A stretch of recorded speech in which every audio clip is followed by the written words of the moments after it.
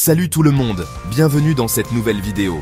Aujourd'hui, on va explorer l'univers passionnant du développement web, un domaine en constante évolution.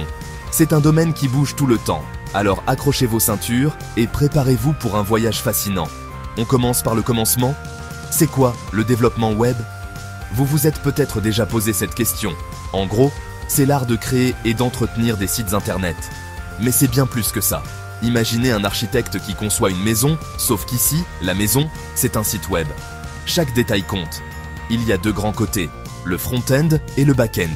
Chacun a son importance et ses spécificités. Le front-end, c'est tout ce que vous voyez et avec quoi vous interagissez sur un site. C'est l'interface utilisateur. Les boutons, les images, les menus, tout ça, c'est du front-end. C'est ce qui rend un site attrayant et facile à utiliser. Les langages principaux, ce sont le HTML, le CSS et le JavaScript. Chacun joue un rôle crucial. Le HTML, c'est la structure, le CSS, c'est la déco, et le JavaScript, c'est ce qui donne vie au site. Ensemble, ils créent une expérience utilisateur complète. Le back-end, c'est la partie cachée, les coulisses. C'est là où la magie opère en arrière-plan. C'est le cerveau du site web. Sans un bon back-end, même le plus beau site ne fonctionnerait pas correctement. Les serveurs, les bases de données, les applications qui font tourner le site, tout ça, c'est le back-end. C'est ce qui permet au site de fonctionner de manière fluide.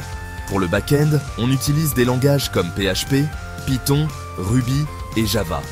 Chacun a ses avantages et ses inconvénients. Alors, comment on devient développeur web ?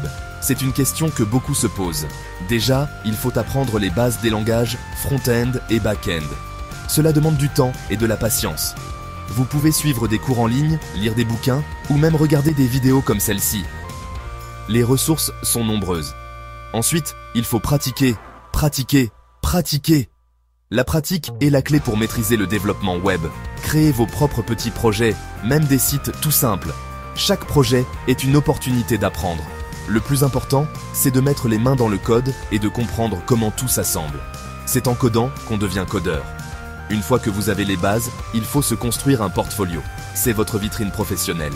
Montrez vos projets, participez à des concours de programmation et travaillez avec d'autres développeurs. La collaboration est essentielle. Plus vous avez de projets à montrer, plus vous attirerez l'œil des recruteurs. Un bon portfolio peut faire toute la différence. Et surtout, n'oubliez pas que le développement web, ça évolue sans arrêt. Il faut être prêt à apprendre continuellement. Il faut rester à jour avec les nouvelles technologies. C'est un domaine où l'innovation est constante. Suivez des blogs, allez à des conférences et continuez d'apprendre. La formation continue est essentielle. Voilà, c'était une petite intro au développement web.